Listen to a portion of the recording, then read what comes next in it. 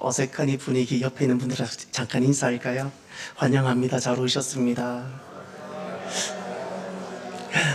하나 더 인사합시다. 하나님은 당신을 사랑하십니다. 오신다고 너무 수고가 많으셨죠? 저도 엄청 걱정이 됩니다. 어떻게 말씀을 전해야 될지. 이 땅에는 참 많은 종교가 있습니다.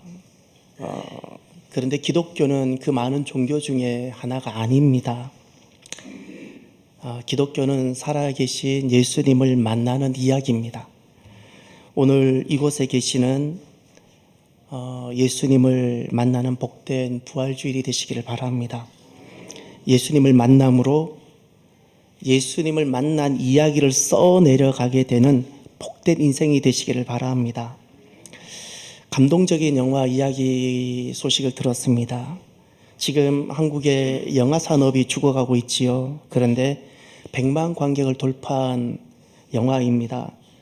70만 명이 넘어가면 영화 손익분기점이 넘어가는데 이 영화는 144만 6,176명이 관람한 영화입니다. 어떤 영화일까요? 예, 맞습니다. 어떻게 그렇게 아세요? 신의 악단이라는 영화입니다. 혹시 보셨습니까? 예, 그러세요.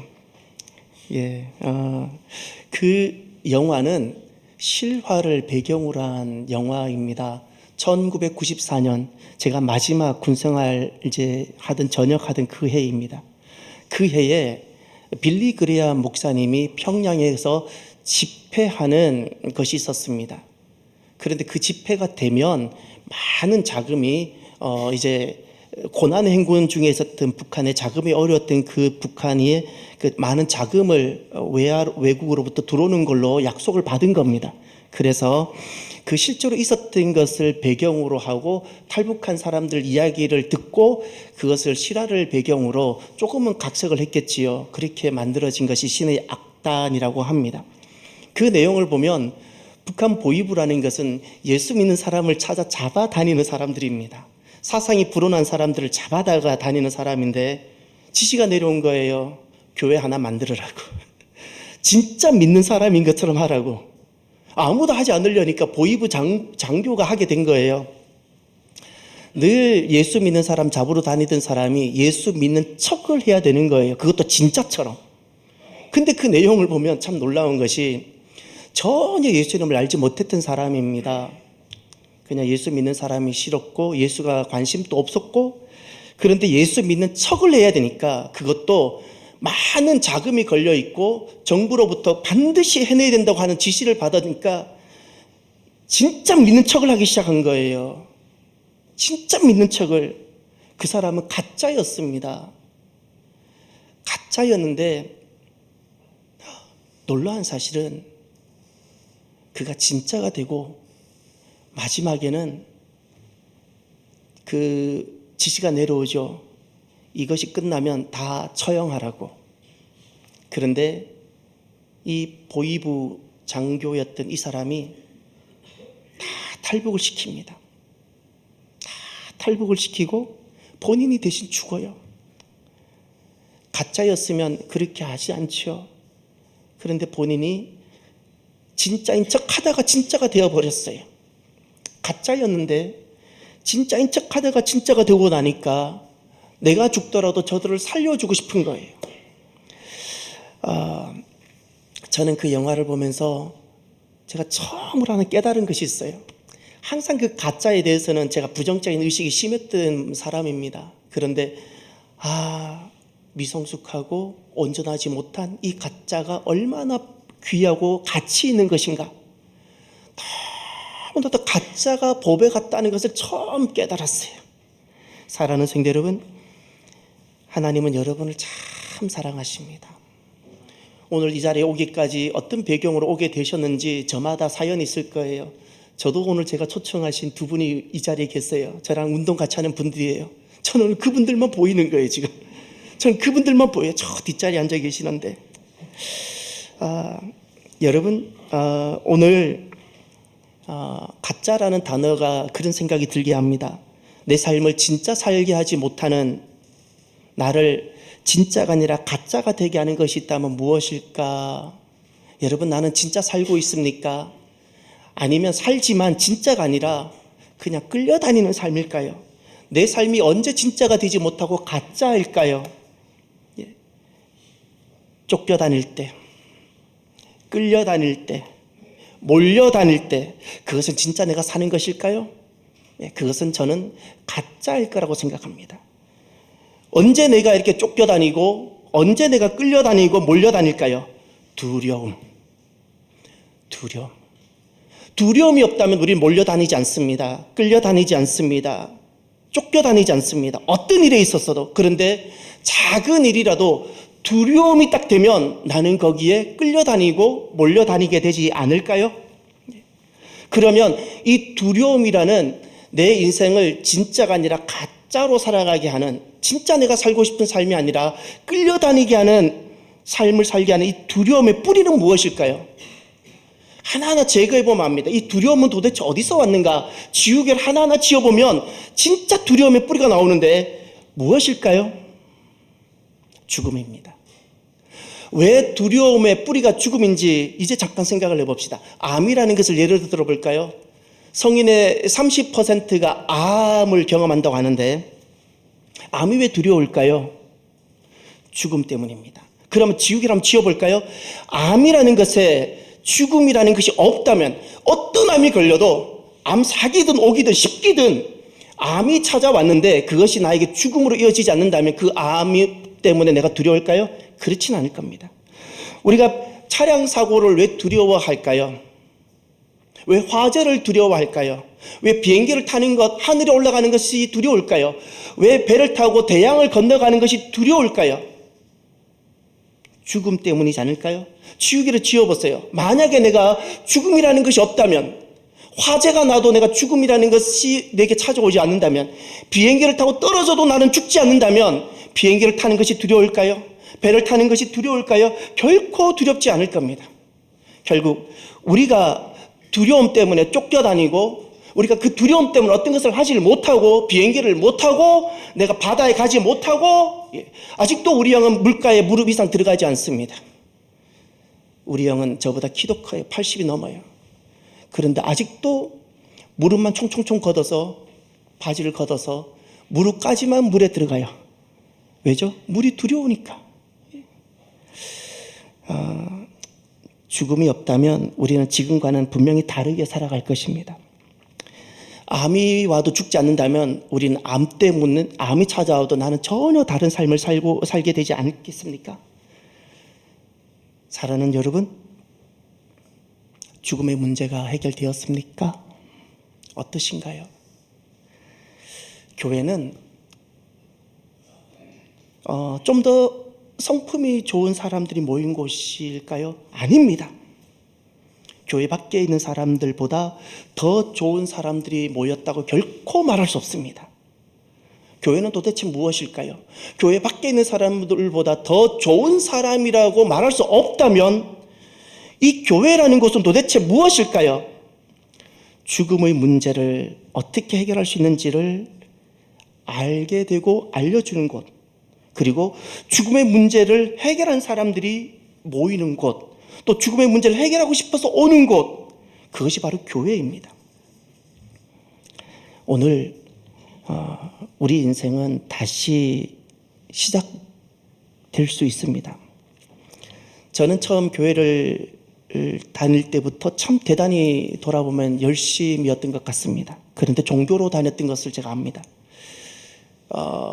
주일학교 때부터 일주일에 3번이는 예배를 빠진 적이 없고, 초등학교 6년 동안. 그리고 교회에서 하는 모든 행사에 다 참여하고, 중학교 때든 고등학교 때든 저는 너무나도 열정적으로 살았습니다.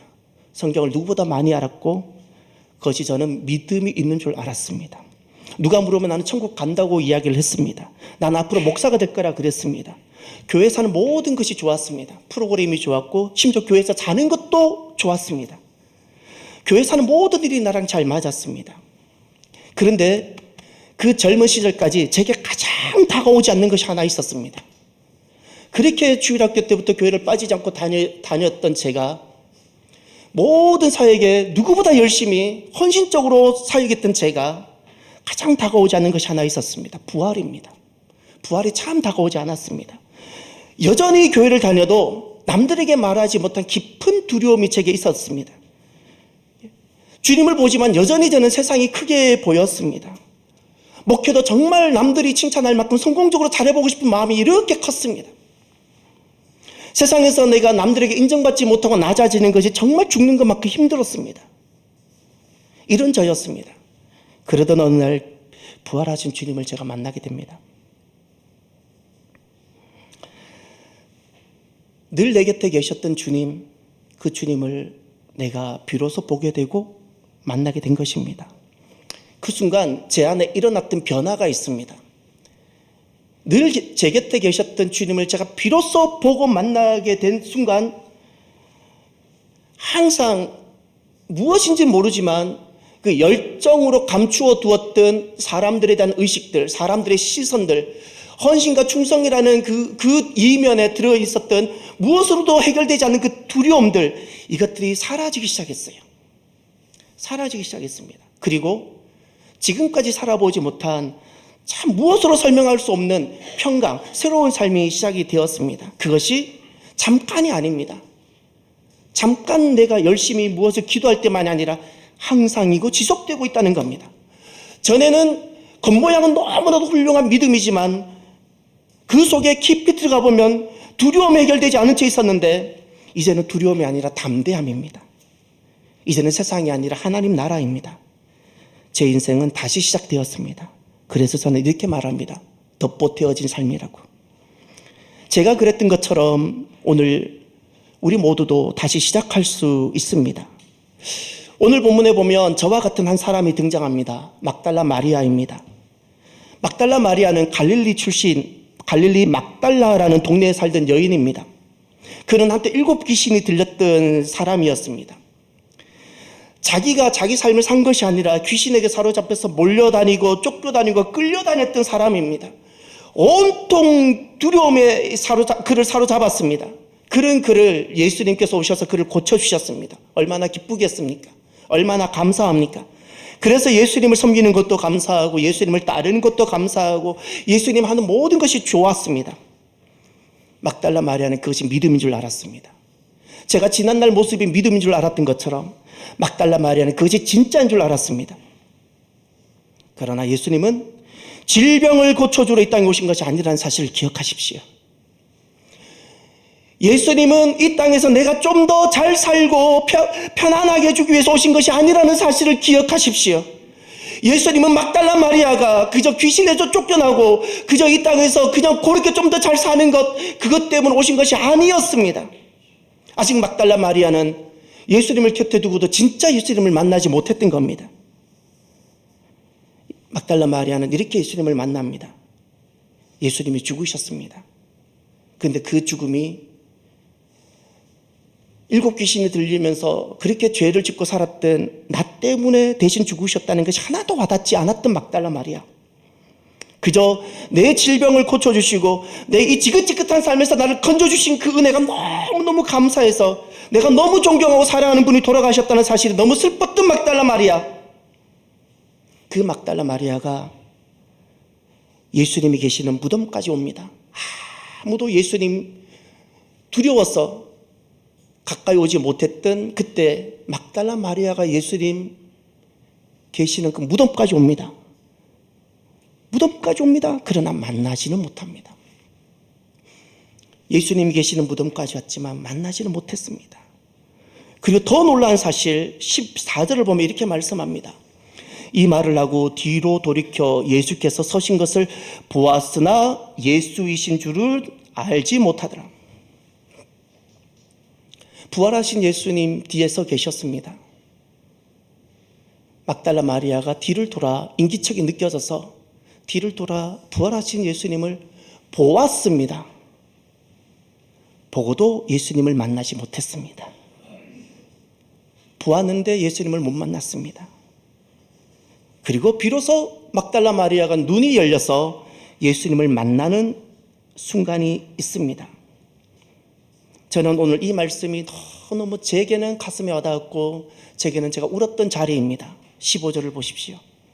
예수께서 이르시되 여자여 어찌하여 울며 누구를 찾느냐 하시니 마리아는 그가 동산지기인 줄 알고 이르되 주여 당신이 옮겼거든 어디 두었는지 내게 이루소서. 그리하면 내가 가져가리이다. 이 말씀 때문에 저는 울었습니다. 그리하면 내가 가져가리이다. 살아계신 예수님이 아니에요. 십자가에 달렸다가 비참하게 돌아가신 예수님, 우리가 흔히 말하는 시신. 저는 그 말 앞에서 저는 그냥 먹먹하게 가슴이 먹먹해졌습니다. 예수님의 시신이라도 보고 싶었던 막달라 마리아. 언제 막달라 마리아 눈이 진짜 열려서 예수님을 만나는 참인 삶이 시작되었을까요?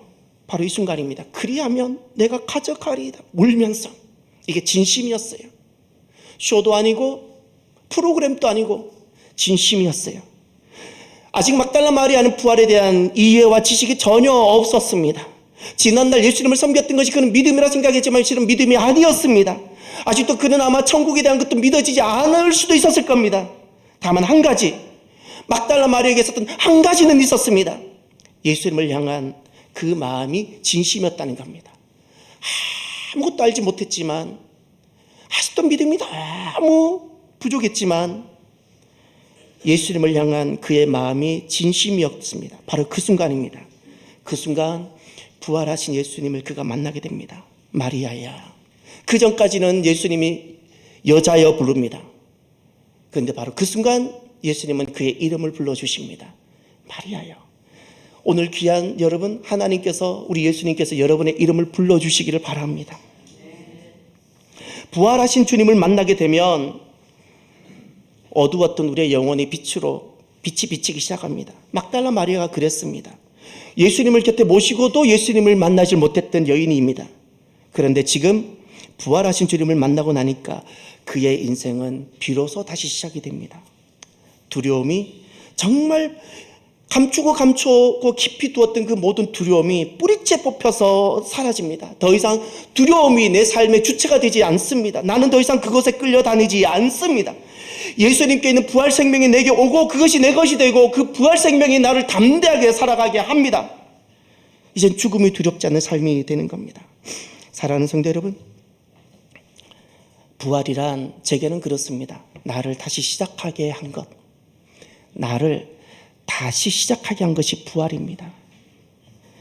나를 다시 시작하게 하는 예수님의 사랑 이야기가 부활입니다. 그런데 이 부활은 2000년 사건으로 끝난 것이 아니라 지금 또 계속되고 있습니다.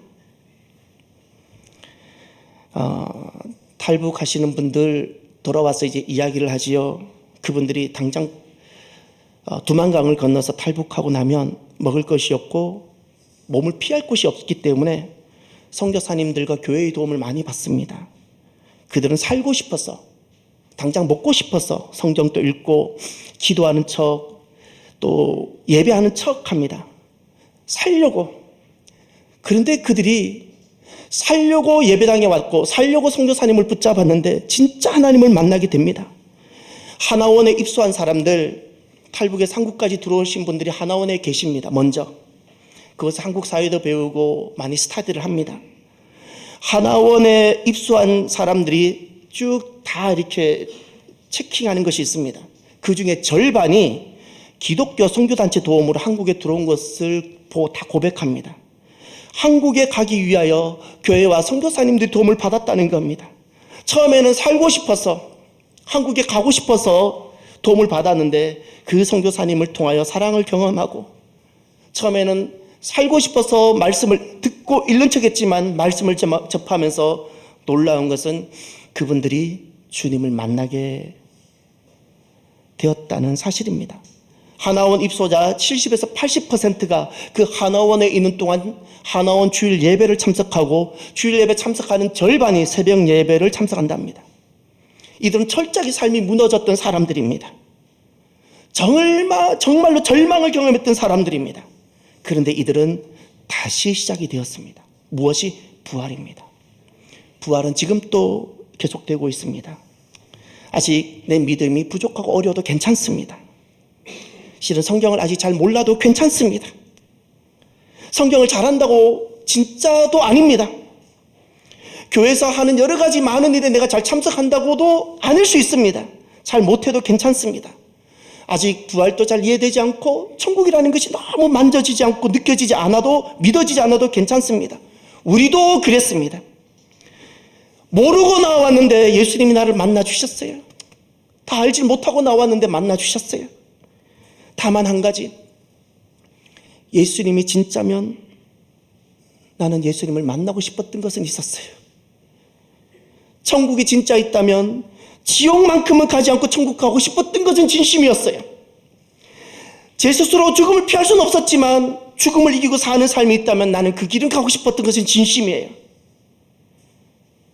주님은 우리의 그 작은 마음을 보시고 주님께서 우리를 만나주세요. 지난날 막달라 마리가 그랬던 것처럼, 그리고 먼저 예수님을 만났던 사람들이 다 하나같이 이와 같이 예수님을 만났습니다. 부활은 계속되는 주님의 사랑 이야기입니다. 오늘도 우리를 사랑하셔서 우리를 찾으시고 우리를 만나고 싶으셔서 우리를 부르셨습니다.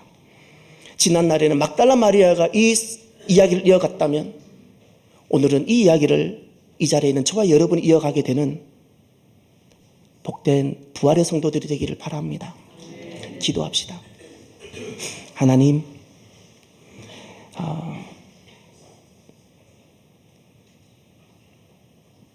계속되는 주님의 사랑 이야기가 오늘 나에게 이어지게 하여 주옵소서.